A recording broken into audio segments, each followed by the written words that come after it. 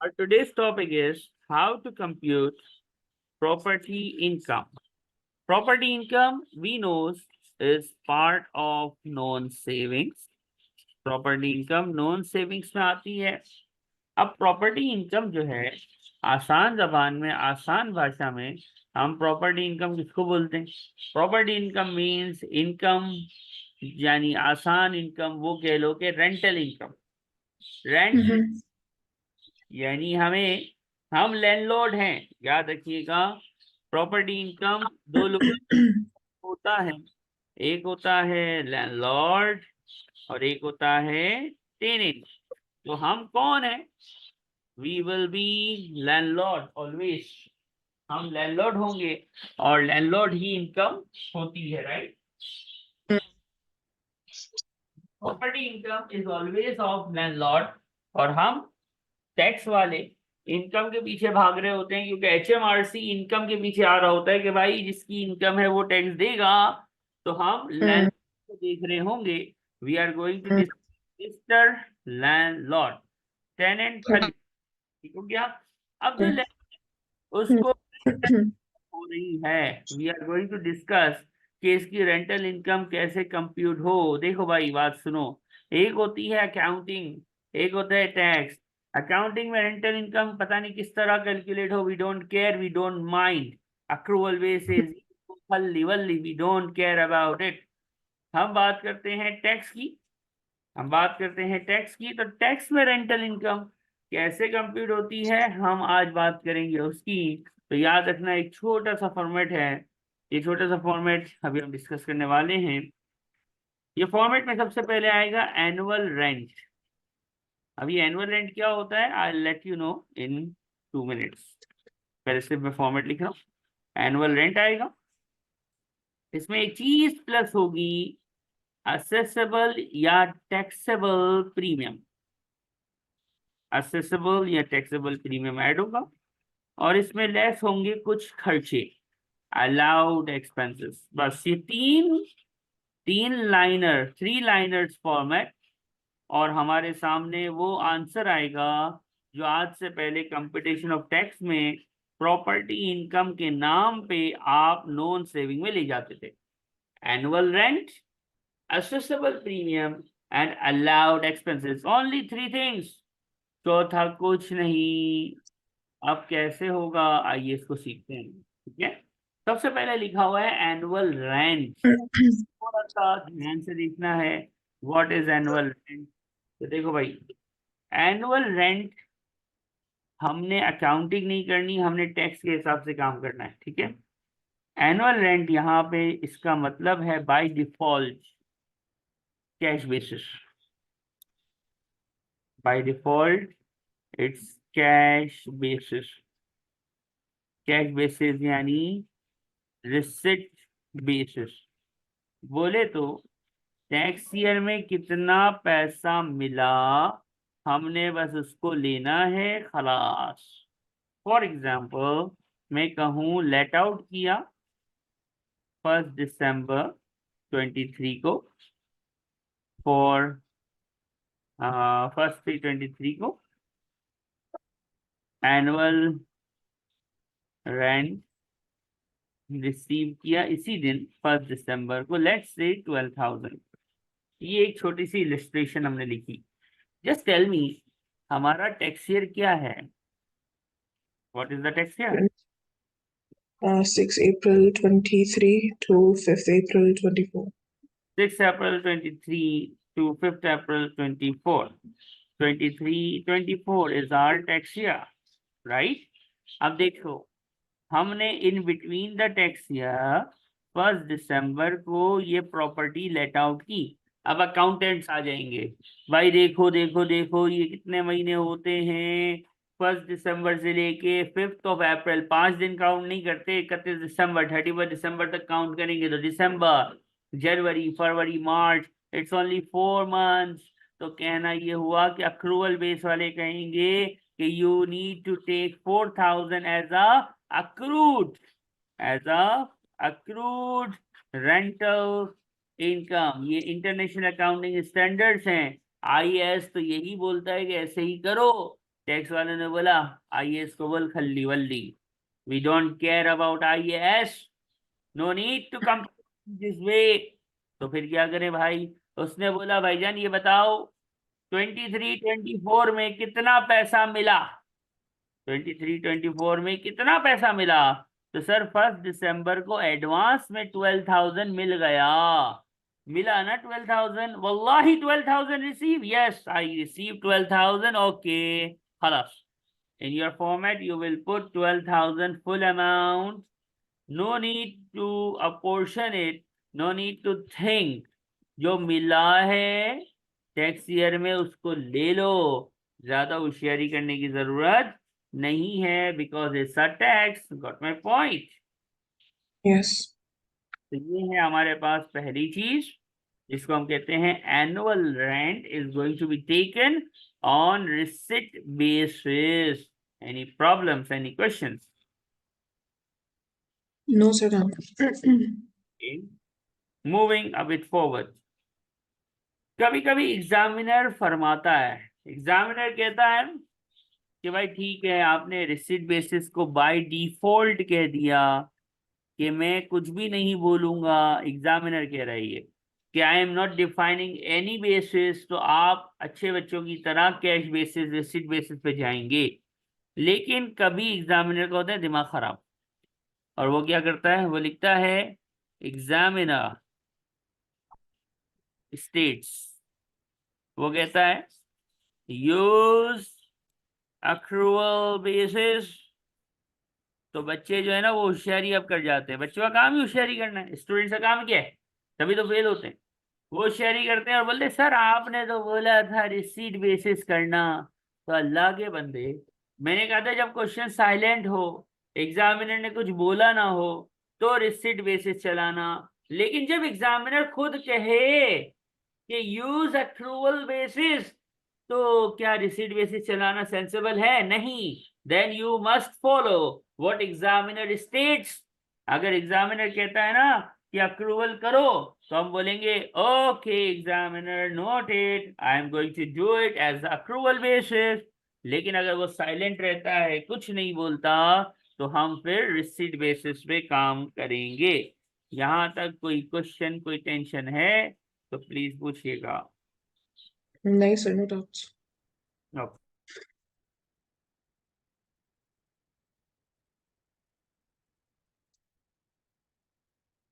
अब आपके सामने एक छोटी सी बात हमने कर ली, अब हम और आगे बढ़ेंगे।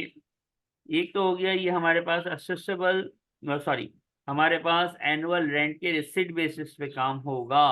अब हम आगे बढ़ेंगे, आपके सामने एक चीज और है इसी फॉर्मेट में, असेसेबल प्रीमियम। अब ये प्रीमियम क्या होता है तो देखिएगा, premium like a security deposit, इसको समझ लो कि आप जब कोई भी चीज एक्वायर करते हैं तो आपको सिक्योरिटी देना पड़ता है।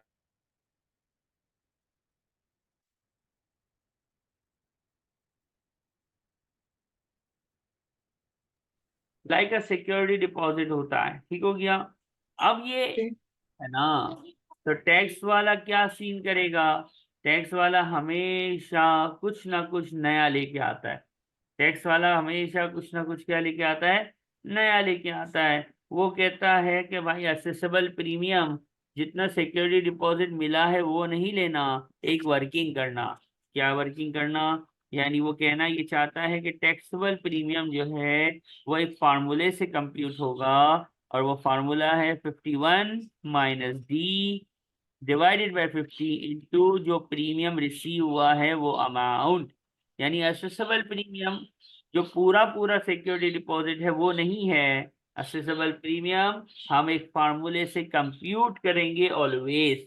इस फार्मूले में 51 और 50 डिनोट कर रहा है फार्मूले की फिगर्स को, शॉर्ट लीज को। डी फॉर ड्यूरेशन, हमेशा गिवन होगी ड्यूरेशन ऑफ लीज, ठीक हो गया।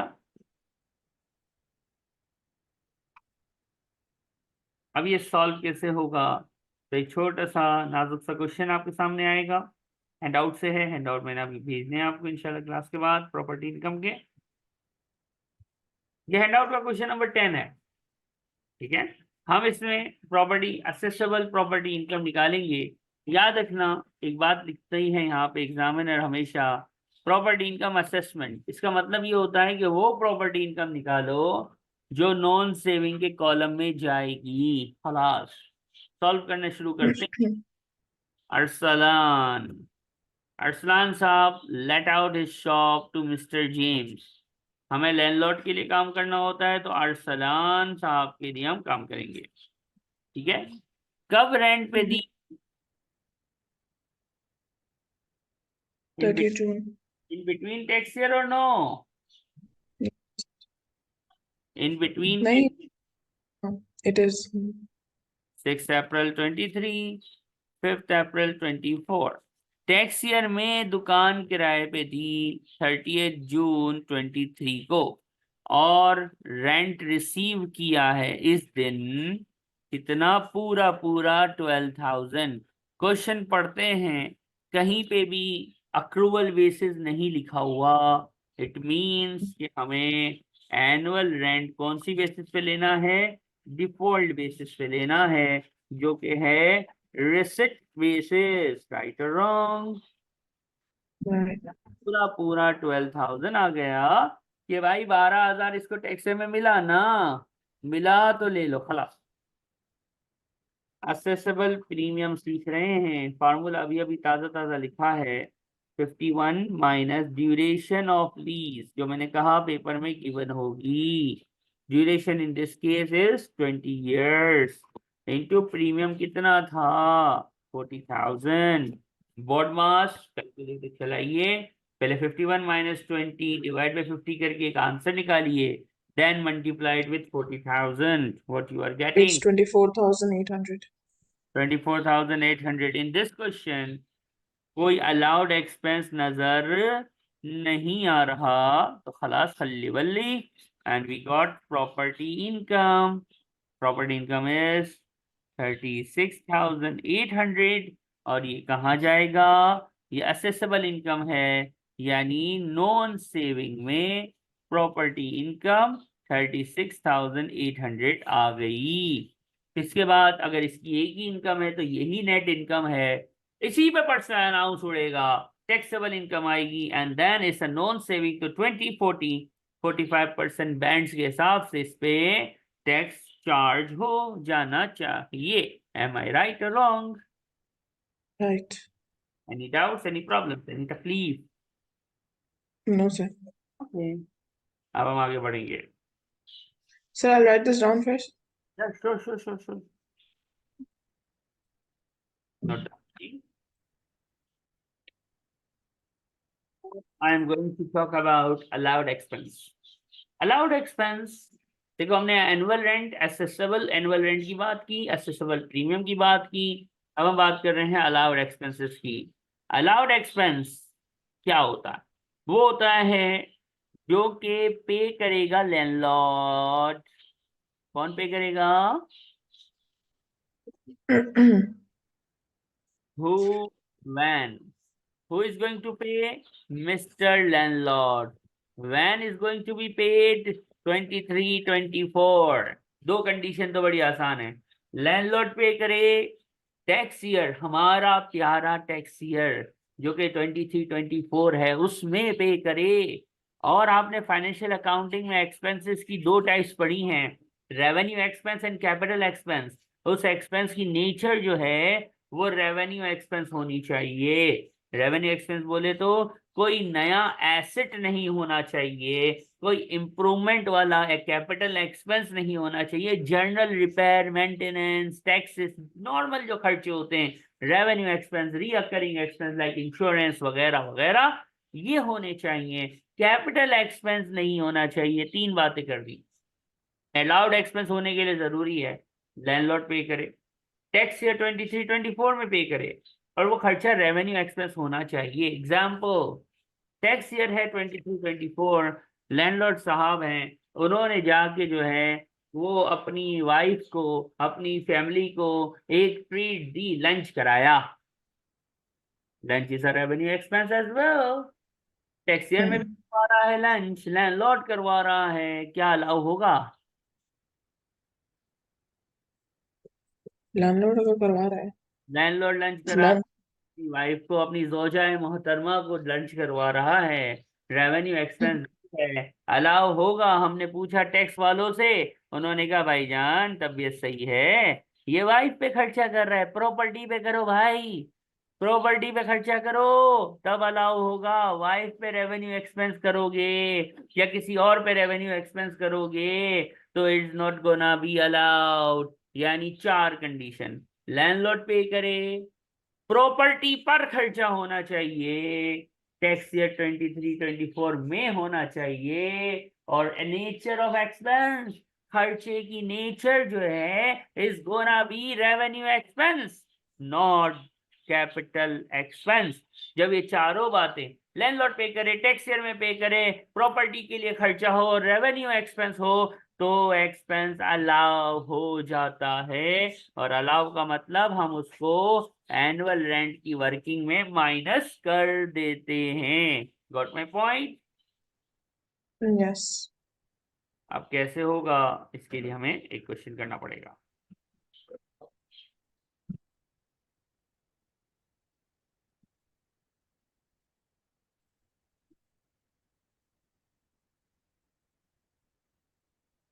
Question 1 is it front of you?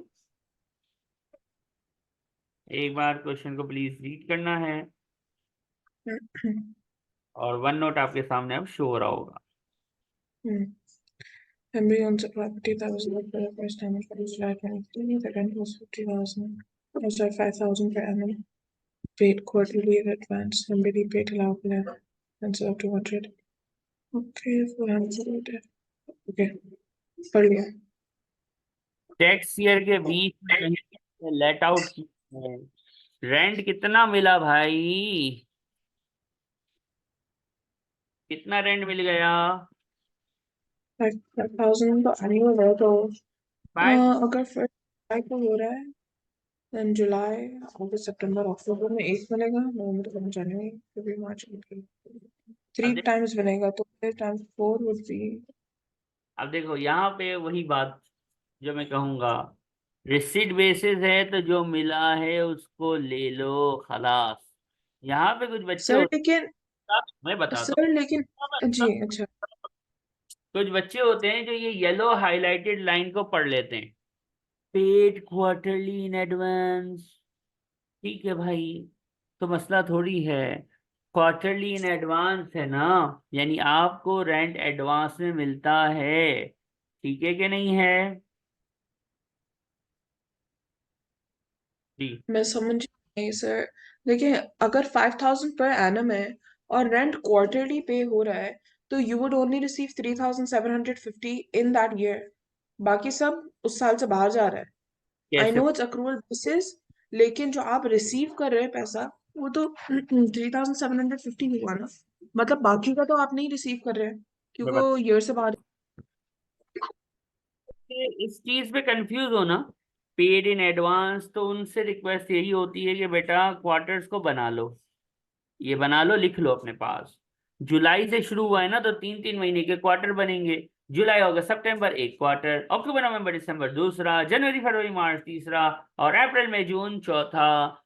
Received quarterly क्या है, इन एडवांस। एडवांस मीन्स पहला पैसा इस दिन मिला होगा, दूसरा इस दिन मिला होगा, तीसरा इस दिन, और चौथा इस दिन। और ये चारों डेट्स, चारों डेट्स, ये चारों की चारों, ऑल फोर, ये चारों की चारों हमारे प्यारे मोहतरम रिस्पेक्टेड टैक्स ईयर जो ऊपर बना हुआ है 23-24 में आ रही है कि नहीं आ रही? तो सर वल्लाही आ रही हैं, आ रही हैं तो खलास हो गया ना, पूरा ले लो, वो प्रॉब्लम, राइट और रॉन्ग?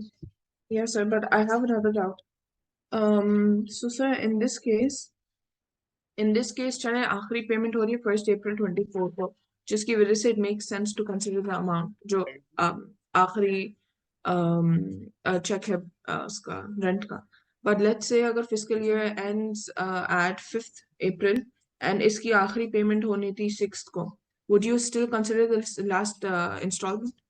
अगर देखो मैं इसको और इजी करूँ ना, ये फिर 1 अप्रैल की जगह अज्यूम करो ये 6 अप्रैल होता, तो फिर लास्ट वाली को मैं कंसीडर नहीं करता, क्योंकि मैंने बेसिस क्या बताई है, रिसिट बेसिस। टैक्स ईयर में जो पैसा मिले, अगर ये फर्स्ट की जगह 6 अप्रैल होता ना, तो मैं इसको इग्नोर मार देता और मैं 5000 जो 4 इंस्टॉलमेंट है, मैं उसमें से सिर्फ 3 इंस्टॉलमेंट लेता। Got my point? Yes, sir. ये हो गया असेसेबल प्रीमियम। यहां तक कुछ पूछना है आपको? नहीं सर। असेसेबल प्रीमियम नहीं है। अलाउड एक्सपेंसेस, क्या रूल था? Paid It by should be. Lot during the tax year, property पे खर्चा और रेवेन्यू एक्सपेंस, राइट? अब जरा ध्यान से देखिए, अलाउडेबल एक्सपेंस 200 इसने पे करा है कब? दिसंबर में। Yes, sir. पाइप फट गया था ना। एक्सपेंस का नाम है रीडेकोरेशन। रीडेकोरेशन रिपेयर ही है, समझो एक तरह से, इट्स अ रेवेन्यू एक्सपेंस। तो रीडेकोरेशन कब पे करा? दिसंबर 23। Is it in the tax year और no? It is. It is revenue expense है। लैंडलॉर्ड पे कर रहा है, प्रॉपर्टी पे पाइप बनवा रहा है, अलाउड, खलास, नो प्रॉब्लम। दूसरा एक्सपेंस जो है वो 400 का कब पे करा है? 400 in May 2024. लेकिन जो रिपेयरिंग का खर्चा था, काम कब हो गया? March के अंदर। ओए होए, रिपेयरिंग। अब ये अलाउ करना है कि नहीं करना है, दैट्स द गेम। देखो भाई, हमने देखना क्या है, पेमेंट की डेट देखनी है कि अक्रूवल देखनी है? पेमेंट की डेट। पेमेंट की डेट में है ना, ऑल दो काम इसने टैक्स ईयर में कर लिया। Repairing March 24 is in the tax year. All दो काम टैक्स ईयर में होया है, बट खल्ली वल्ली वाई, बिकॉज हम रिसीट बेसिस ऊपर चला रही हूँ, हम अक्रूवल बेसिस नहीं चला रही हूँ। जब हम रिसीट बेसिस चलाएंगे तो नीचे भी रिसीट बेसिस चलेगी। यानी जब आप रेंटल इनकम रिसीट बेसिस पे चलाते हैं, तो आप एक्सपेंसेस को होशियारी नहीं कर सकते, आपका एक्सपेंस भी रिसिट बेसिस होगा। तो रिपेयरिंग की जो पेमेंट, यानी रिसिट बेसिस, अब थोड़े से वो बच्चे आ जाते हैं सर इंग्लिश, तो मैं कहता हूँ यस आई नो, इसको आप पेमेंट बेसिस बोल दो, लेकिन कॉमन रखने के लिए मैं ये बात कहता हूँ कि सवा सवा, यानी सेम सेम, नो चेंज। जिस दिन पेमेंट हुई और जिस दिन जैसा आया, टैक्स में पैसा आया तो ले लो, टैक्स में पैसा गया तो माइनस कर दो। ये मई 24 में पैसा गया है, टेल मी, मई 24 टैक्स ईयर में है कि नहीं है? May 24 नहीं। नहीं है तो माइनस नहीं होएगा। प्रॉपर्टी इनकम का आंसर आया 4800। That's it, that's the submission of this question. Any problem? Now we have some specific rules regarding some special expenses or specific expenses. There are some special rules for some specific expenses. One of them is finance cost, interest. Interest haram. If a landlord paid interest, if a landlord paid interest on loan, and the loan being taken to acquire property. For example, ये जो property जिसका हम rent निकालने निकले होंगे, जिसका हम rent calculate कर रहे होंगे, वो लैंडलॉर्ड की। Could you, I'm sorry to interrupt, आप फिर से ये पॉइंट रिपीट कर सकते हैं, वो आवाज कट रही थी। मैं वही कह रहा हूँ, दोबारा लैंडलॉर्ड ने एक प्रॉपर्टी खरीदी, तो ठीक है, हम रेंटल इनकम कैलकुलेट कर लेते हैं, प्रॉपर्टी इनकम कैलकुलेट कर लेते हैं, खलास। लेकिन अब लैंडलॉर्ड ने प्रॉपर्टी खरीदी नहीं है, प्रॉपर्टी लेने खरीदी जरूर है, लेकिन लोन लेके खरीदी है। यानी उसके पास पैसे वैसे नहीं थे कोई, तो उसने लिया लोन, और उस लोन के पैसों से क्या करा, प्रॉपर्टी को एक्वायर करा। तो लोन पे उसको क्या देना पड़ेगा? Finance cost. Interest. You have to pay हराम। So is the interest is allowed or not? Is it allowed expense or not? This is the question. The answer is government is saying, HMRC is saying no. Finance cost on loan to acquire property is not an allowed expense. खल्ली वल्ली, यानी अगर आपने loan लेके property खरीदी तो उस loan पे you have to पे interest, yes you do, but हम उस एक्सपेंस को, उस इंटरेस्ट को अलाउ नहीं करेंगे। This expense finance cost is not an allowed expense, खलास, यानी गिवन होगा, हम उसको कुछ नहीं करेंगे, उसको माइनस नहीं करेंगे। ये पॉइंट समझ आता है? जी सर, लेकिन अगर हम लोन लेते हैं टू एक्वायर प्रॉपर्टी, वो अलाउड है वो या सिर्फ जो इंटरेस्ट पे करना है लोन के ऊपर वो अलाउड नहीं है? हाँ, और जो लोन का सेटअप है उसका तो इनकम से कोई ताल्लुक नहीं है ना, वो तो उसका प्रिंसिपल अमाउंट जो भी वो पे करेगा, इस हम्म, या लोन से रिलेटेड कोई भी चीज हम यहाँ माइनस नहीं कर सकते। Simple and easy. ठीक हो गया? Okay, yes sir. अब अब आप यहाँ देखेंगे, इधर थोड़ी सी अपने पास जगह रखिएगा, मैं कुछ एक और रूल यहाँ लिखवाऊंगा थोड़ी देर में, ये भी आपको यहाँ लिखना है, तो थोड़ी सी स्पेस अपने पास रखिएगा, ठीक है? क्वेश्चन है, रिक्वायरमेंट क्या है? What is the requirement?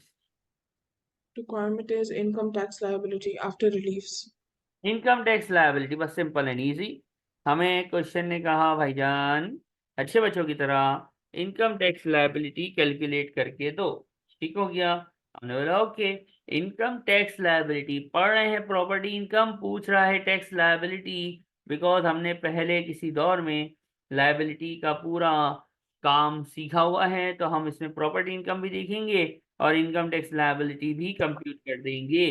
तो जरा ध्यान से देखिएगा, क्वेश्चन पढ़ते हैं। एडम है, राइट, मिस्टर एडम। इसके बाद बहुत सारी इनकम है। अब देखो इसमें प्रॉपर्टी इनकम का डेटा दिया हुआ है, तो हम प्रॉपर्टी इनकम निकाल देंगे, और साथ ही साथ इसने आपको ट्रेडिंग इनकम गिवन दी हुई है, बैंक इंटरेस्ट भी दिया हुआ है, तो उसको भी हम रखेंगे, कोई मसला नहीं है। सबसे पहले प्रॉपर्टी इनकम की बात होगी, ठीक है? हम कैसे सॉल्व करते थे? हम अपने फॉर्मेट पे जाएंगे कि how to compute property income. तो सर प्रॉपर्टी इनकम निकालनी है ना, तो टेंशन क्या है? प्रॉपर्टी इनकम नॉन सेविंग्स में जाती है सर। ठीक हो गया? तो प्रॉपर्टी इनकम के लिए वर्किंग कर लो। वी रिसीव 15,000, लेट आउट किया, टैक्स ईयर में किया, और पैसा कितना मिला? रिसिप्ट विद बेसिस 15,000 दे दिया, कोई मसला? नहीं सर। असेसेबल प्रीमियम क्वेश्चन में नहीं है। अलाउड एक्सपेंसेस ढूंढते हैं, कितने अलाउड एक्सपेंसेस मौजूद हैं, लेट्स सी। नंबर 1, इतने सारे, देखो लैंडलॉर्ड ने पे किया है, ये इसने बता दिया है, paid by landlord, paid by landlord during the tax year. ये दोनों कंडीशन इस पहले पैराग्राफ में फर्स्ट लाइन में ऑलरेडी बताई हुई हैं कि रिसीट एंड पेमेंट दोनों टैक्स ईयर में हो रहा है, लैंडलॉर्ड पे कर रहा है, बस रेवेन्यू एक्सपेंस हो तो माइनस करते चले जाएंगे। Expense number 1, agent fees. Agent fees मतलब लेट आउट करवाने के लिए हमने कोई प्रॉपर्टी ब्रोकर रखा होगा, उसको फीस दी है, रेवेन्यू एक्सपेंस होता है डेफिनेटली, तो is going to be allowed expense, खलास। इंश्योरेंस, प्रॉपर्टी की इंश्योरेंस करवाई होगी, insurance during the tax year पे लैंडलॉर्ड ने करी है, प्रॉपर्टी के लिए करी है, allowed expense. Gardener salary, gardener is a revenue expense paid by landlord during tax year 23-24, और गार्डनर प्रॉपर्टी में प्लांट्स वगैरह की कटिंग शटिंग करता होगा, सेटिंग वेटिंग करता होगा, अलाउड एक्सपेंस। फिर है क्या? Interest on loan to acquire property, although it's paid by landlord, although it's paid during tax year, although it's a revenue expense, although this loan is paid on a loan which we took to acquire property। Sir वल्लाही चारों condition meet हो रही हैं, लेकिन मैं minus नहीं करूंगा, zero लिखूंगा, और ये जीरो लिखोगे तो हाफ मार्क मिलेगा, और जीरो नहीं लिखोगे तो मार्क्स कटेंगे। यहाँ ये जो रेड से जीरो लिखा है, यू मस्ट शो इट, ये जीरो लिखने का मार्क होता है, यू मस्ट राइट इट, क्योंकि ये जीरो किसी रूल की वजह से आया है, और वो रूल ये ऊपर गया था कि अगर इंटरेस्ट पे करे landlord for the property acquisition का लोन, तो हम उसको माइनस नहीं करता हूं, तो मैंने माइनस नहीं किया, 0 लिखा, and I got the property income 11,200. Any problem in that? No, sir. Property income 11,200 आ गई, ठीक हो गया। ट्रेडिंग इनकम भी है, ओके फाइन, गिवन है, क्योंकि टैक्स लायबिलिटी निकालनी है। और इसको बैंक से इंटरेस्ट भी मिला है, interest from bank, interest from bank is taxable. Saving का कॉलम होगा, उसमें आ जाएगा कितना, 8। टोटल का कॉलम टोटल कर लेते हैं, help me with the numbers please. Total income, और कोई क्वालिफाइंग इंटरेस्ट नहीं है, तो यही मेरी नेट इनकम कितनी, 53,200. 53,200, okay. 800 is savings, altogether 54,000. 54,000। 100,000 से नीचे नीचे है, ANI निकालने की कोई टेंशन नहीं होनी चाहिए, राइट। सीधा Right. सीधा बच्चों की तरह 12,570, 12,570 पर्सनल अलाउंस उड़ाएंगे, 800 यहाँ बच गया है, और खली बल्ली कितना आया, 40,630.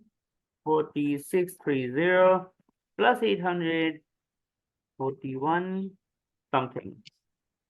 It's 41,430. Now applying the tax rates, पहला टैक्स किस पे लगे हैं, नॉन सेविंग्स पे लगे हैं, राइट और wrong, we are applying tax on the first instance on non savings. कोई गिफ्टेड शिफ्टेड नहीं है, तो बेसिक बैंड, अच्छा बैंड, शरीफ बैंड 37,700 के साथ आया, 20% लगा, और कहानी खलास। कितना आया, 7540, आंसर हमें याद हो गया है अब तो। हायर बैंड बहुत सारी जगह है, 80,000, पता नहीं कितनी ज्यादा जगह अवेलेबल है। कितनी इनकम बाकी है, 2930. 2930, हायर बैंड में आ गई, 40% लगा दिया, कितना आया, 1172. 1172। नॉन सेविंग कहानी खलास। सेविंग इनकम की कहानी हमारी जबानी देखिएगा प्लीज। सेविंग के लिए स्टार्ट बैंड आएगा क्या, स्टार्ट बैंड नहीं आएगा, क्योंकि नॉन सेविंग 5,000 से ज्यादा है। नील रेट बैंड कम, he is a higher band tax payer और नो, 500. तो 500 Yes. इंटू 0, टिंग टिंग टिंग फिनिश। 800 में से 500 नील रेट बैंड में गया, ऊपर बेसिक बैंड ऑलरेडी खलास हो चुका है, तो जो 300 बचा है is going to be part of the higher band, जिसमें रेट है 40%, तो 3 4 12, तो 120 आ गया। एम आई रॉन्ग और am I right? Right. Answer is 882। खलास। Okay. अब अब ये अब ये रुकिए, जी. याद Sir, दिला। sir, I'm sorry to interrupt. My laptop को charger नहीं हूँ. My charging is. Yes, and अब हमें कुछ याद करना है। हमें किसी ने, हमने आपको पढ़ाया था कि देखो इसके बाद आप ढूंढना मैरिज अलाउंस को। क्या इस क्वेश्चन में जो मिस्टर एडम है उनकी शादी हुई है? नहीं सर, उनकी शादी नहीं हुई। Adam is not a married person, right और रॉन्ग? Right. अगर शादी होती, इलेक्शन विलेक्शन होता, तो फिर मैरिज अलाउंस का 252 माइनस हो जाता। फिर जब शादी नहीं है तो बच्चे केड़े, नो चाइल्ड। अगर बच्चे होते, गवर्नमेंट उसको चाइल्ड बेनिफिट देती, तो हम ANI वगैरह निकालते और चाइल्ड बेनिफिट चार्ज इसमें ऐड करते। Correct me if I am wrong. आज तक इन दो चीजों को खेलने के बाद आप जो है वो हमेशा क्या करते थे, आप जो है वो एक आंसर निकाल लेते थे, जिसको बोलते थे टैक्स लायबिलिटी, और इसके बाद पे एज यू अर्न को माइनस करते थे, जो कि इस क्वेश्चन में नहीं है, to get the tax payable. खलास, यहां तक ये फॉर्मेट कंप्लीट है, लेकिन एक चीज और है जो यहाँ आती है, यहां से लेस होती है, ये आखिरी चीज है। इसमें marriage allowance, child benefit charge के साथ एक तीसरी चीज आती है, एक तीसरी चीज आती है जिसको अभी आप पढ़ रही हैं, वो है relief, relief on loan interest to acquire property. ये क्या है भाई, देखो जरा ऊपर मैंने कहा था, मैं आपको एक चीज बताऊंगा, ये अलाउड एक्सपेंस नहीं है। इंस्टेड गवर्नमेंट को उन्होंने बोला यार ऐसा तो नहीं करो गवर्नमेंट, कितनी बुरी बात है, मेरा सच्ची मुच्ची में खर्चा हो रहा है, मेरा ये अलाउड एक्सपेंस होना चाहिए, तुम मुझे अलाउ नहीं कर रहे, मेरी प्रॉपर्टी इनकम तो बहुत ज्यादा हो जाएगी, बहुत गलत कर रही हो गवर्नमेंट मेरे साथ। तो गवर्नमेंट ने जब आपका रोना धोना सुना, तो गवर्नमेंट ने कहा रो नहीं, रिलैक्स, डोंट वरी, अब हमने एक मर्तबा कमिटमेंट कर दी है तो इसके बाद हम अपनी भी नहीं सुनते, अलाउड तो नहीं होगा। लेकिन इंस्टेड इंटरेस्ट जो भी आपने पे किया होगा उसका 20%, उसका 20% we are going to give you as a relief from tax liability. यानी गवर्नमेंट ने कहा बेटा अलाउड नहीं है, यानी ये 7,500 का एक्सपेंस अलाउ नहीं है। इंस्टेड इस 7,500 का जो 20% होएगा ना, we are going to give you that 20%, ये 20 ही रहेगा, ये बदलेगा नहीं। जैसे मैरिज अलाउंस है ना 1260 का 20, वो कभी 21 नहीं होता, इस तरह ये भी 20 है, ये 21 नहीं होगा। विच मीन्स कि 7,500 क्वेश्चन में गिवन है लोन इंटरेस्ट, ये रहा, एरा आ गया, ये रहा, इसका fix 20% is gonna be a relief. और ये चाइल्ड बेनिफिट जहां पे माइनस प्लस एडजस्ट हो रहे होते हैं, मैरिज अलाउंस जहां एडजस्ट हो रहे होते हैं वहां पे माइनस होगा हमेशा। तो 7,500, 7,500 का 20% होता है 1,500, ये रिलीफ मिला।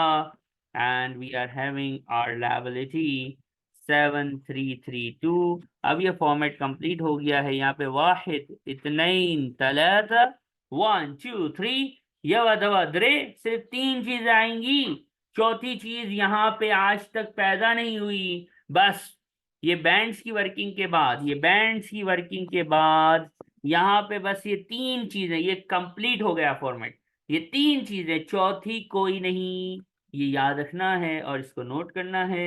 ये क्वेश्चन भी कंप्लीट होता है और ये कॉन्सेप्ट भी हमने पूरा किया है। After that we have some other special rules. Number 2 is, the first one was interest on loan to acquire property. Number 2 is mileage allowance. Mileage. Mileage allowance, simple. The landlord drove his personal car for the sake of property. Landlord ने क्या किया, अपनी गाड़ी property business के लिए चलाई। Landlord ने अपनी गाड़ी प्रॉपर्टी बिजनेस के लिए चलाई। जब लैंडलॉर्ड अपनी गाड़ी प्रॉपर्टी के लिए चलाता है तो एचएमआरसी कुछ बोलता है, एचएमआरसी कुछ कहता है।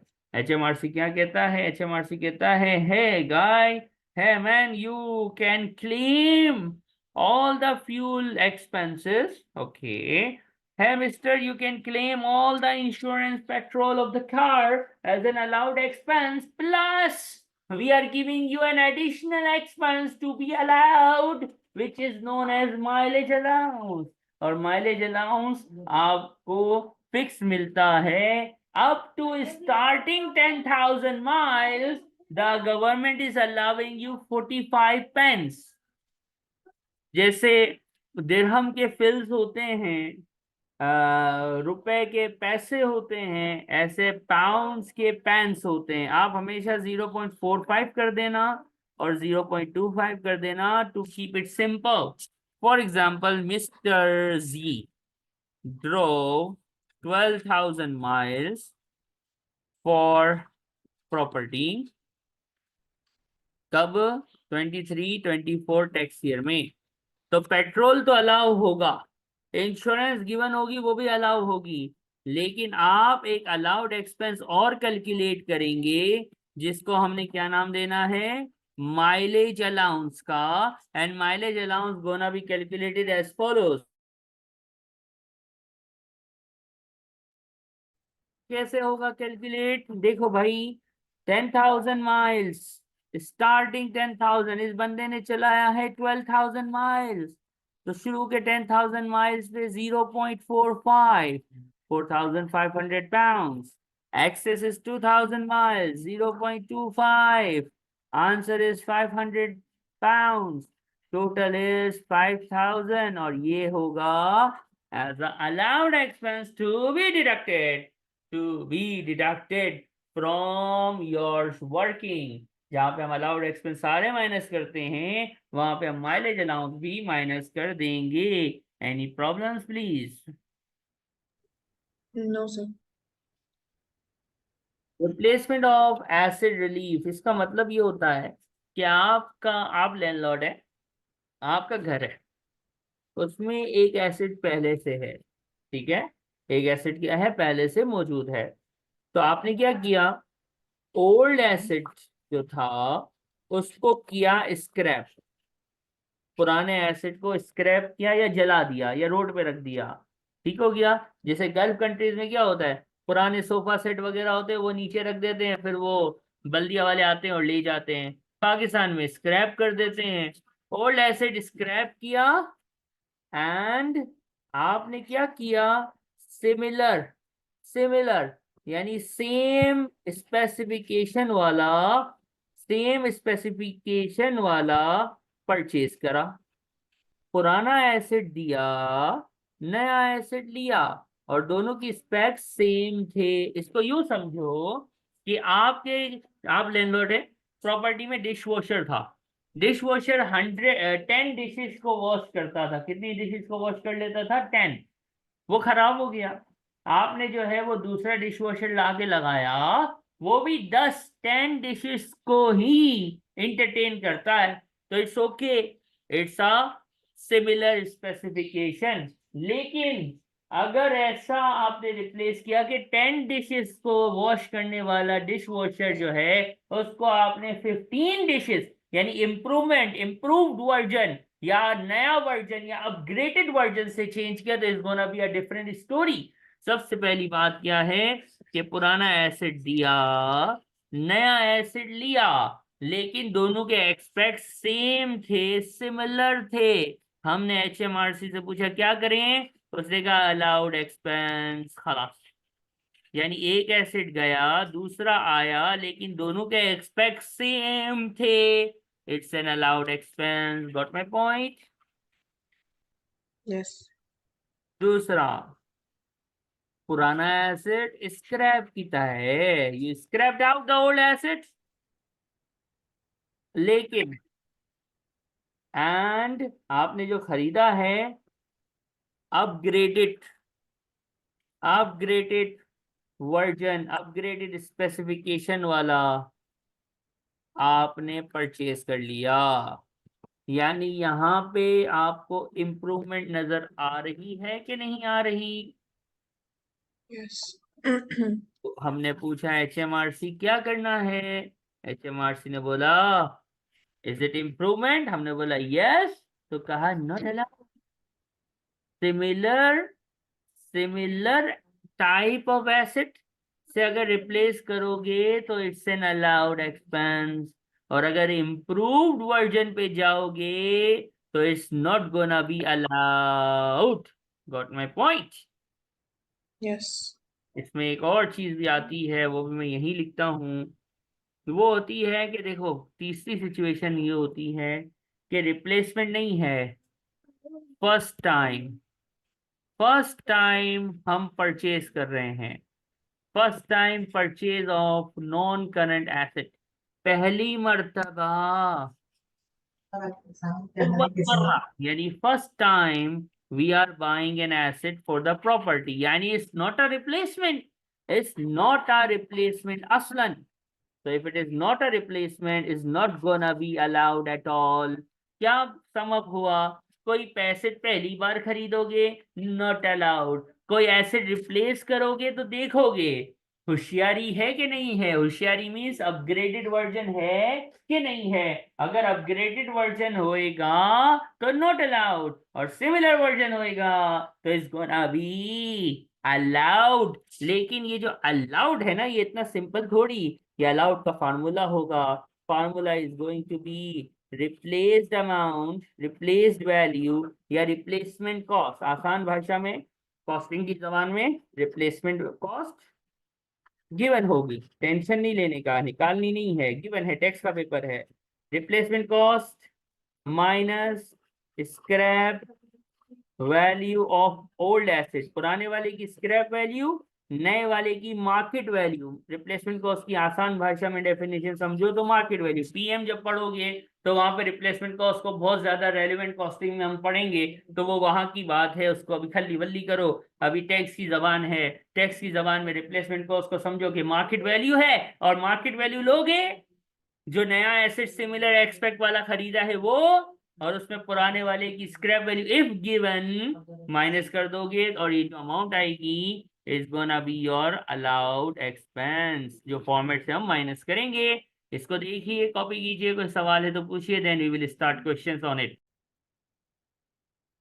अब ये क्वेश्चन छोटा सा क्वेश्चन है, ठीक है, बहुत छोटा सा क्वेश्चन आपके सामने। Let's do that. इस क्वेश्चन में हमें रिक्वायरमेंट क्या है? to compute what? Property income, am I right? Right. Okay, let's do that. कहने वाले ने कहा कि आपने प्रॉपर्टी लेट आउट की है 3600, मंथली रेंट, एनुअल रेंट है 3600, हर महीने एडवांस में मिल जाता है। तो सिंपल इज दैट, हर महीने एडवांस में मिल जाता है ना, तो एनुअल रेंट रिसीव्ड आपको 12 मंथ्स का रिसीव हो गया होगा। Correct me if I am wrong.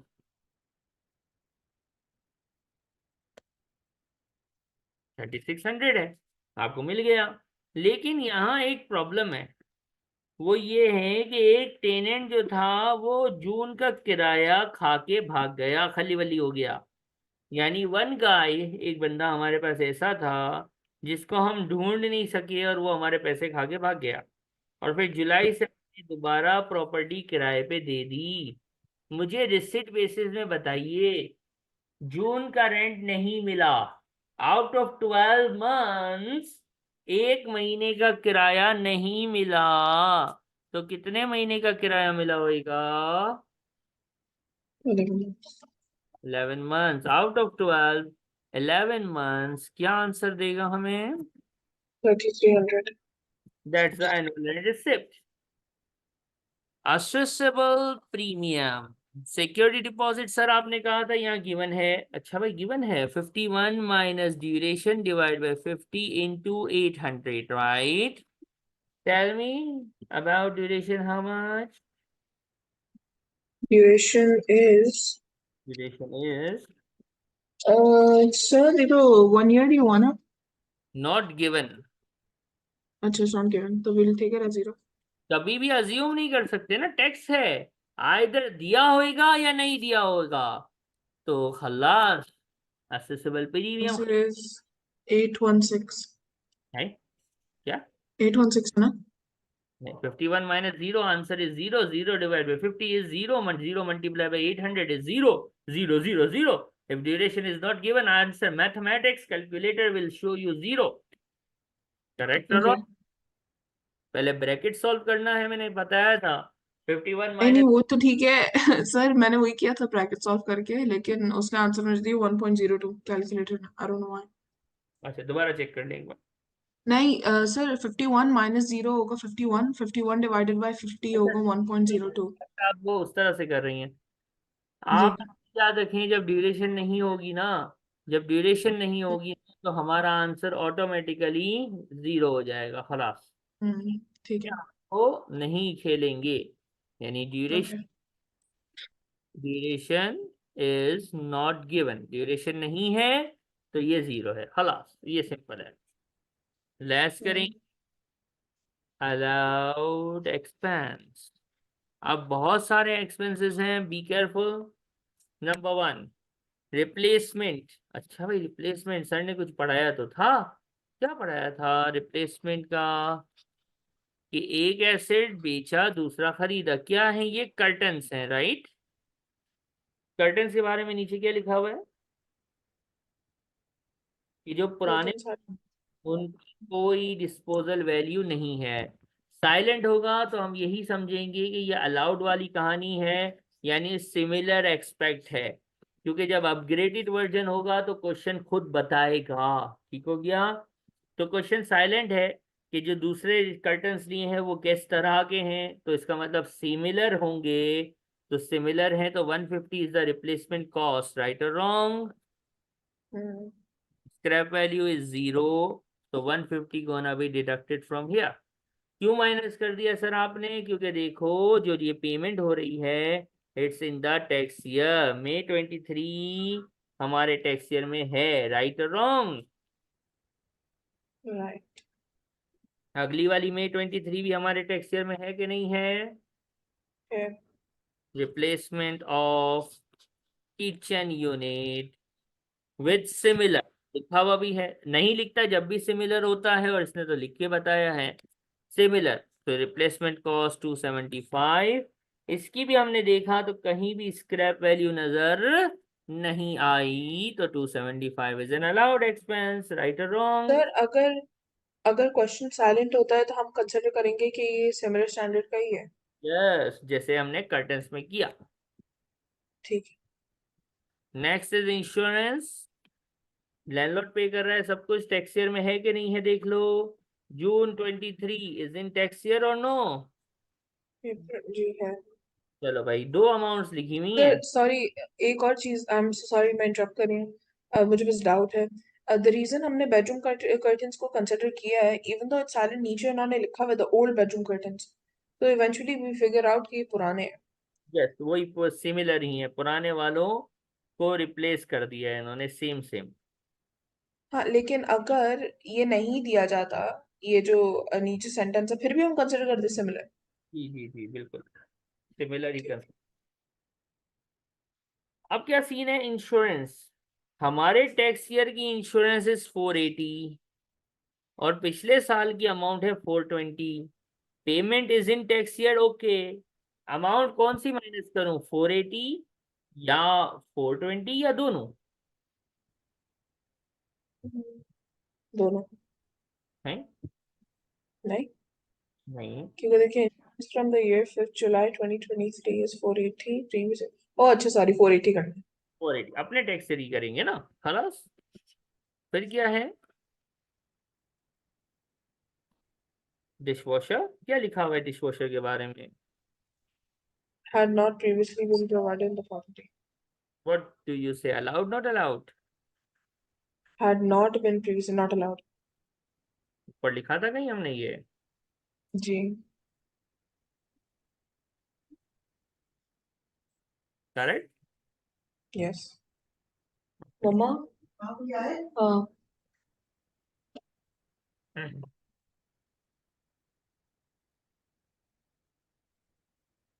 ये 0 लिखने का मार्क मिलेगा, ठीक हो गया? फिर कौन सा एक्सपेंस है? रीडेकोरेशन डेट क्या है? Payment. completed in March 2024। Redecoration, although the work completed in March, लेकिन ऊपर रिसिट बेसिस चलाया है, तो रीडेकोरेशन पे भी देखना पड़ेगा कि चलो ठीक है मार्च में काम जरूर हो गया है, लेकिन पेमेंट जो हुई है वो तो मई में हुई है ना, May 24 में हुई है। रिसिट बेसिस या कैश बेसिस के हिसाब से it is not in tax year, 23-24 में नहीं है, इसलिए ये भी 0 लिखना है। ये जो दो 0 लिखे ना आपने, इनका आपको हाफ हाफ मार्क मिलेगा अगर 0 लिखोगे तो। अगर 0 नहीं लिखोगे तो आपके मार्क्स कट जाएंगे। तो ये जो रेड कलर से 0 लिखे हुए हैं, you have to mention in the exam. ये टेबल में जितने एक्सपेंसेस थे सारे पूरे हो गए, क्वेश्चन में कुछ रह तो नहीं गया। तो नीचे देखते हैं, तो अमल आंटी ने क्या किया है? अपनी गाड़ी चलाई है, अपनी गाड़ी वो होगी छोटी मोटी गाड़ी, अपनी गाड़ी बिजनेस के लिए, प्रॉपर्टी के लिए चलाई है। कितने माइल चलाए हैं? 120. Up to 10,000 miles, the mileage allowance is 0.45. तो 120 miles पे ये मिल गया आपको 54, and you have an answer which is your property income, जो कि जाएगी नॉन सेविंग्स में। पर्सनल अलाउंस के बाद अगर बचे तो 20, 40 और 45% जिसपे टैक्स का रेट होता है। That's it for this particular question. छोटा सा नाजुक सा बच्चे वाला question. Any problem in that? No, sir. Please note it down. ये 1875. है क्वेश्चन को करने की। And you got how much is the property one का कितना आंसर आया था? Property 1 का 1555. प्रॉपर्टी टू का 1875 all together property income is 3430. ये है हमारे पास प्रॉपर्टी इनकम का कॉम्प्लेक्स क्वेश्चन था। ये भी एक अमल वाला और एक ये ईस्ट लिंक्ड वाला, ये दोनों थोड़े से कॉम्प्लेक्स क्वेश्चन थे। इसमें कोई डाउट है तो पूछिए। एग्जामिनर ने हमें कहा कि ठीक है, आपने माशाल्लाह कैश बेसिस को बड़ा अच्छे से सीख लिया है। अब एग्जामिनर ने कहा यार जब मैं बोलूं अक्रूवल पे काम करो तो फिर आप होशियारी करेंगे कि अक्रूवल बेसिस यूज करेंगे? तो हमने कहा एग्जामिनर हम अच्छे बच्चे हैं, जो आप कहेंगे हम वो कर देंगे। अगर आप साइलेंट होंगे तो हम कैश बेसिस पे काम करते हैं, लेकिन जब आप अक्रूवल बेसिस बोलते हैं तो we will follow your guidance. तो उसने कहा अच्छा अक्रूवल बेसिस कैसे होगी, इसके लिए सर ने आपको एक क्वेश्चन दिखा दिया। यहाँ पर क्वेश्चन नंबर 1B था, क्वेश्चन 1 सेम क्वेश्चन था। इसी क्वेश्चन को अब मैं ले आया हूं अक्रूवल बेसिस के ऊपर। तो इसको कैसे करना है ध्यान से देखिएगा। अब इसमें रिक्वायरमेंट में लिखा है एग्जामिनर ने कि यूजिंग अक्रूवल बेसिस, तो मैं अक्रूवल बेसिस पे चलूंगा। Accrual basis mean simple accounting, वही ओ लेवल्स ए लेवल्स और F3 वाली अकाउंटिंग है। भाई प्रॉपर्टी कब किराए पे दी? जुलाई 23। How many months? Count it on your fingers. July, August, September, October, November, December, January, February, March, 9 months। Annual rent is 5,000, तो 9 months का कितना होया? 3750. दिस इज अक्रूवल बेसिस, यानी एनुअल रेंट रिसिप्ट नहीं लिखेंगे, हम लिखेंगे एनुअल रेंट अक्रूड। वर्किंग का रेफरेंस 3,750। एक्सेसिबल प्रीमियम उसी तरह जिस तरह से सीखा है, नो चेंज, वर्किंग करते हैं, है नहीं तो खल्ली वल्ली। और अलाउड एक्सपेंस, अब देखो, अब जब रिसिट बेसिस होता था तो अलाउड एक्सपेंस पेमेंट की बेसिस पे यानी रिसिट बेसिस ही चलाते थे। यहाँ पे भी कौन सा चलेगा? अब अक्रूवल ही चलेगा एक्सपेंसेस में। ध्यान से प्लीज लुक, पहला एक्सपेंस क्या है? दिसंबर में पे करा, रीडेकोरेशन थी, पाइप फट गया था नवंबर में, तो मैं इसको रीडेकोरेशन बोलता हूँ, इसका रेवेन्यू एक्सपेंस। डेट में अब कौन सी देखूंगा? पेमेंट वाली डेट नहीं देखूंगा, मैं अब काम की डेट देखूंगा, बिकॉज इट्स अक्रूवल। राइट और रॉन्ग? कि काम कब होया? दिसंबर में पेमेंट भी खल्ली वल्ली, काम कब हुआ है? अक्रूवल बेसिस है, काम को देखो। काम नवंबर में हुआ है, November is in the tax year, खलास माइनस कर दो। अगला वाला रिपेयर है, और ध्यान से देखना इंशाल्लाह क्लियर और हो जाएगा। रिपेयरिंग देखो, पिछले वाले सवाल में जब यही सवाल कैश बेसिस में था हमने छोड़ दिया था। यहाँ देखो 400 मई में पेमेंट हुई है, लेकिन काम कब हुआ है? मार्च में। We are doing accrual basis, तो मैं मार्च लूंगा। अक्रूवल, काम कब हुआ है? जब काम हो जाता है उस दिन अक्रूड हो जाता है। March 23 falls in the tax year 23-24, तो इसको भी हम माइनस करेगा। तो answer 3150, property income going to be part of non savings in the computation of tax format. ये हो गई अक्रूवल बेसिस खत्म। कैश बेसिस आती है तो अक्रूवल बेसिस करने में कोई इतना बड़ा इशू नहीं होता। Any doubts please No, sir. Note कीजिएगा। If you have income you have to pay tax, simple. अगर आपको इनकम होगी आपको टैक्स देना होगा। But if you do incur a loss there is a relief available by the hukuma, by the government। अगर आपको income है तो ठीक है टैक्स दे दो, लेकिन अगर लॉस होगा तो गवर्नमेंट बोलेगी कोई बात नहीं मेरा बच्चा, हम आपको रिलीफ देंगे। Got my point? Mhm. Now, how this relief works, this is what we are going to learn with the help of some example questions. With the topic is property losses. दो question आपके सामने हैं। Properties हैं mister A के पास 1 2 3 3 properties ही ons. हमें format बनाना आता है। कल हमने क्वेश्चंस भी किए हैं कि एक से ज्यादा प्रॉपर्टी हो तो सबका फॉर्मेट अलग अलग अलग अलग अलग अलग बनता है। और जब फॉर्मेट अलग अलग बन जाता है तो हर प्रॉपर्टी का आंसर फाइनल आंसर आ रहा होता है, जिसको हम आपस में कर लेते हैं, जैसे हमने कल ई स्ट्रिंग वाले क्वेश्चन में भी किया था, राइट। अब देखो यहाँ पे क्या है, मिस्टर ए के पास प्रॉपर्टी 1 है, इससे इनकम है। Mm. 2 में भी इनकम है, Mm. 3 में इनकम नहीं है, इनकर्ड अ Mm. लॉस। तो आपस में नेट ऑफ कर लो ना, what is the problem. Net अच्छा। Property income how much, 0।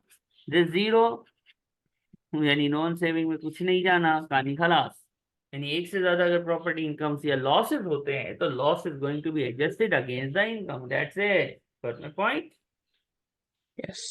अगर मैं नेक्स्ट क्वेश्चन की बात करूंगा तो मिस्टर बी है, प्रॉपर्टी वाहिद, property 1 income, property 2 income, property 3 incurred a loss. Net off किया सर, मसला है, क्या मसला है सर? Answer is coming net property loss. Sir जब इनकम होती है यू टोल्ड अस कि उसको आप नॉन सेविंग में ले जाओ, जब लॉस होएगा तो क्या करेंगे? लॉस कभी भी नॉन सेविंग में नहीं जाता, वो टैक्स कैलकुलेशन का फॉर्मेट है, उसमें इनकम जाती है, लॉसेस नहीं जा रहे अभी। तो याद रखो ये लॉस जो है ना, रूल इज के to be carry forward. Loss जो है वो कैरी फॉरवर्ड होगा नेक्स्ट टैक्स ईयर पे 24 25, और नेक्स्ट ईयर जो प्रॉपर्टी इनकम आएगी we will be allowed to adjust the previous year loss from the next year, from the next year property income. बात समझ आई? Sir, are you writing something down? Yes. Because I can't see it. Okay, देखिएगा, is it okay ना? It's okay now. ठीक है, 1 2 3 जी sir. Loss आए, net 0 आ गया तो नॉन सेविंग में कुछ नहीं किया, और अगर नेट में लॉस आ गया तो the loss is going to be carry forward to the next year. Before you know sir it, zero होगा तो नॉन सेविंग्स में जाएगा। कुछ भी नहीं जाएगा। 0 कैसे? अच्छा। हाँ।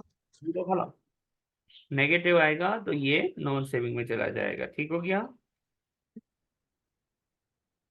पॉजिटिव होगा, सॉरी, इनकम होगी तो नॉन सेविंग में, 0 है तो कहीं भी नहीं, और माइनस है तो नेक्स्ट ईयर की प्रॉपर्टी इनकम में कैरी फॉरवर्ड होगा टू प्रॉपर्टी इनकम ओनली, ठीक है। हम्म। अब जरा ध्यान से देखिए, फिर कॉपी कीजिएगा। क्वेश्चन 7 की अगर मैं बात करूं तो question 7 to insert property 1 2 and 3 में प्रॉफिट्स एंड लॉसेस, 2000 का गेन, 2000 का गेन इनकम और 3000 का लॉस। नेट आंसर क्या? 1000। Positive, right. पिछले साल से हम we are at 23 24, am I right? Yes. पिछला साल कौन सा था? 22 23 था। 22 23 से कितना लॉस आया? 1000। तो नेट प्रॉपर्टी इनकम कितनी आ गई? 0। हम्म। Any problems? नो। क्वेश्चन 8 में अगर मैं खेलूं तो क्या खेलूं सर? 2000 प्रॉपर्टी 1 है, प्रॉपर्टी 2 अगेन 2000 है, प्रॉपर्टी 3 में 3000 का लॉस होया है, अगेन यू हैव पॉजिटिव 1000। पिछले साल से प्रीवियस ईयर से कितना लॉस आ रहा है? 2000. मतलब क्या हुआ, हमारी इनकम 1000 थी, पिछले साल से 2000 का लॉस आया, और उसने हमारे पॉजिटिव को नेगेटिव कर दिया, और ये अब जो नेगेटिव 1000 आ रहा है ये क्या होगा, जो भी कैरी फॉरवर्ड कौन सा साल हमारे पास, कौन सा साल आता है? 425. ठीक है, प्रॉपर्टी लॉसेस, बस ये याद रखने का कि प्रॉपर्टी इनकम नॉन सेविंग में जाती है, और अगर प्रॉपर्टी लॉसेस हो तो करंट ईयर उसी साल अगर किसी प्रॉपर्टी में लॉस है तो वो एडजस्ट हो जाता है, जैसे अभी क्वेश्चन 1 और 2 में हमने देखा। और अगर कोई लॉस ज्यादा हो जाए, एक्सीड कर जाए, तो वो नेक्स्ट ईयर पे कैरी फॉरवर्ड होता है। हमारे लिए नेक्स्ट ईयर 24-25 है, तो हमारे से पीछा जो था, पिछला जो था 22-23 का, वो लॉस भी गिवन हो सकता है। then we will adjust it and then we will move forward. Losses खत्म होते हैं। Property loss can only be adjusted in the case of individuals from property income only. Any problems? No, sir. Note it down, please. अब देखो एक बात समझो, हम let out करेंगे या तो पूरी प्रॉपर्टी को, दैट व्हाट वी लर्न, कि हम अपनी पूरी प्रॉपर्टी को किराए पे देंगे। लेकिन यूके में कभी कभी ऐसा सिस्टम भी होता है कि यू हैव पे इन गेस्ट। पे इन गेस्ट मतलब आपके पास कोई गेस्ट आ गया और आपने उस गेस्ट को जो है वो जस्ट रेंट आउट किया एक रूम, पे इन गेस्ट, यानी एक कमरा फ्री में नहीं दिया, रेंट आउट किया। और तीसरी एक चीज होती है एफएचएल। एफएचएल बोले तो फर्निश्ड हॉलीडे लेटिंग, फर्निश्ड हॉलीडे लेटिंग। फर्निश्ड हॉलीडे लेटिंग अभी हम थोड़ी देर में सीखेंगे। जस्ट नाउ हम बात कर रहे हैं अब रूम की। बात याद रखिएगा कि वी ऑलरेडी डिस्कस नाउ खलास प्रॉपर्टी, कि आप अपना पूरा घर, पूरी दुकान किराए पे दो, तो what's gonna happen, we are completed that thing. Now we are discussing कि अगर एक रूम किराए पे दो तो क्या होगा। देखो भाई बात सुनो, जब आप रूम किराए पे देते हैं तो क्या होगा, हम इसको एक क्वेश्चन से डायरेक्ट फाइनलाइज कर देंगे, क्योंकि it's not a big thing, it's a easy thing. देखिए भाई हसन रजा हैं, इन्होंने क्या किया, इन्होंने अपनी एक प्रॉपर्टी में से एक रूम, जस्ट अ कमरा रेंट आउट किया। Got my point? Yes. One room ही रेंटेड इट आउट, तो टैक्स कहता है ठीक है, if you are renting a room, आपको 2 वर्किंग करनी है। कितनी वर्किंग करनी है? 2 वर्किंग करनी है। एक है आपकी नॉर्मल वर्किंग, जो आपने प्रॉपर्टी इनकम कैलकुलेट करना सीखी है ना, वो वर्किंग। हमने बोला अच्छा वो तो हमें आती है, अभी कर लेते। एनुअल रेंट रिसिप्ट, और प्रीमियम होता नहीं है वैसे रूम के केस में, हो तो ले लेना, और लेस अलाउड एक्सपेंसेस। ठीक हो गया? अब देखो क्वेश्चन पढ़ते हैं।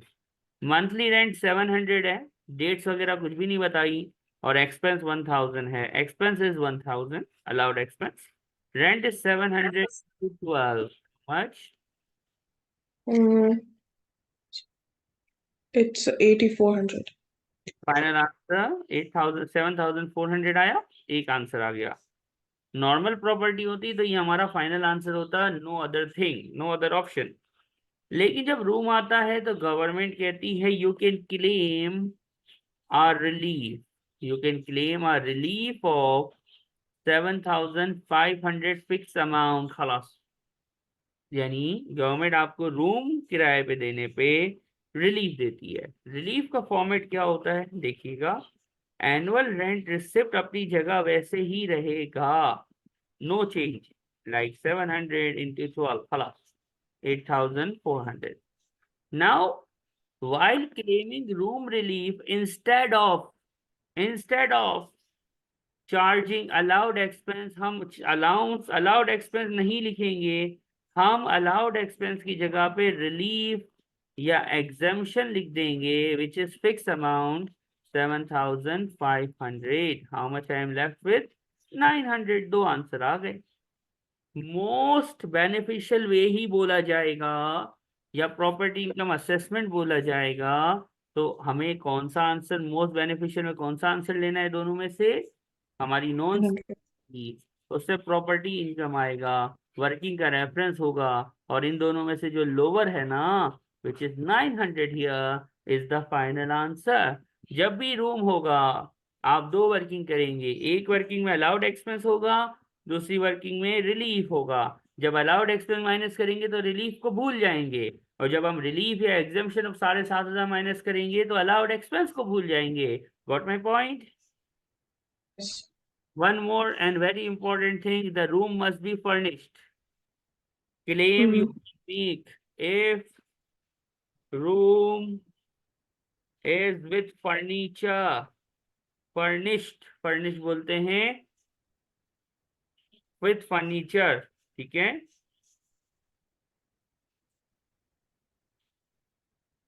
Room is with furniture, room is furnished. So sir, what if room is not furnished?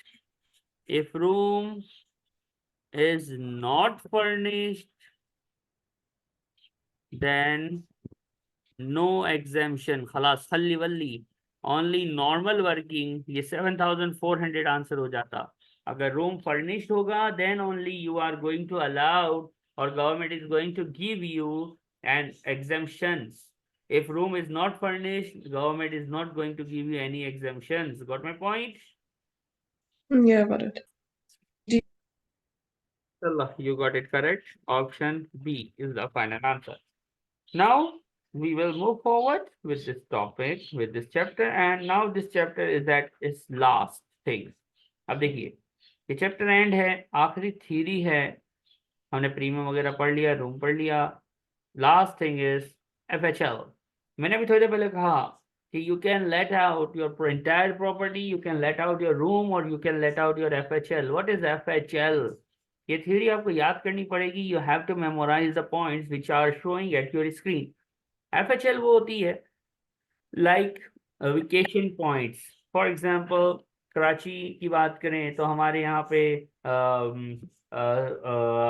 कुछ बीचेस हैं जहाँ पे आप जाते हैं, आप हट वगैरह लेते हैं, 2-3 days you can spend over there. और फार्म हाउसेज होते हैं, फार्म हाउस जाते हैं आप, 1-2 रात थोड़े दिन वहाँ पे स्पेंड करते हैं, रिलैक्स होते हैं। अगर मैं इमिरेट्स की बात करूँ तो रासल खैमा is a state of Emirates where the points are there where you can let out some resorts or something and you can spend your vacations over there.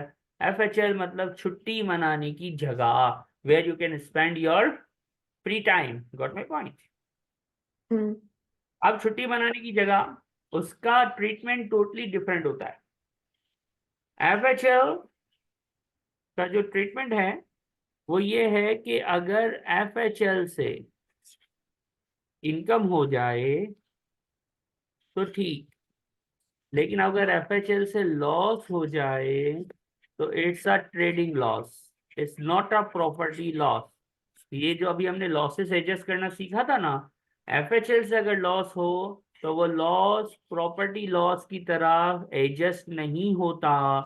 FHL का लॉस, जब हम ट्रेडिंग इनकम, एक अलग topic है, net profit समझ लो, business का net profit है ना, वहां से एडजस्ट होगा। बाकी जो प्रॉपर्टीज हैं या रूम्स हैं उनका लॉस प्रॉपर्टी लॉस होता है, यानी सिर्फ और सिर्फ प्रॉपर्टी इनकम से एडजस्ट होता है।